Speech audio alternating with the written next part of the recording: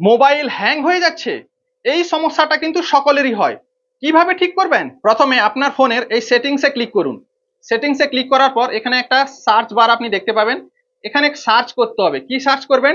Device care, DEVICE এটা লিখে আপনাকে সার্চ করতে হবে। সার্চ করার সময় একটু সময় নেবে ফোনটা ডিভাইস কেয়ারটা সার্চ করতে। দেখুন এখন সার্চ হয়ে গেছে। এবার এখানে ক্লিক করুন, ডিভাইস কেয়ার, এখানে ক্লিক করলাম। এখানে ক্লিক করার পর এইরকম একটা উইন্ডো আপনাকে দেখাবে। তারপর মেমোরিতে ক্লিক করুন। মেমোরিতে ক্লিক করলাম। মেমোরিতে ক্লিক করার পর এখানে কিন্তু চেকিং হচ্ছে, মানে কত মেমোরি আছে সেটা চেক হচ্ছে। এখন কিন্তু চেক হয়ে গেছে। এবার নিচের দিকে একটু চলে আসুন। নিচের দিকে আসার পর এখানে দেখুন লেখা আছে র্যাম প্লাস, এখানে ক্লিক করুন। দেখুন এখানে 4টা অপশন দেখাচ্ছে আমার ডিভাইসে।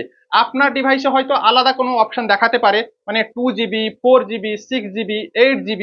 দেখুন মানে এখানে আমার অটোমেটিকলি সিলেক্ট করা আছে কিন্তু 4GB, কিন্তু এই ফোনে অপশন আছে 8GB সিলেক্ট করার জন্য। তাই আপনার ফোনে দেখে নিন আপনার ফোনে সবচেয়ে বেশি জিবি অপশনটা কোনটা, সেটাই কিন্তু আপনাকে সিলেক্ট করতে হবে।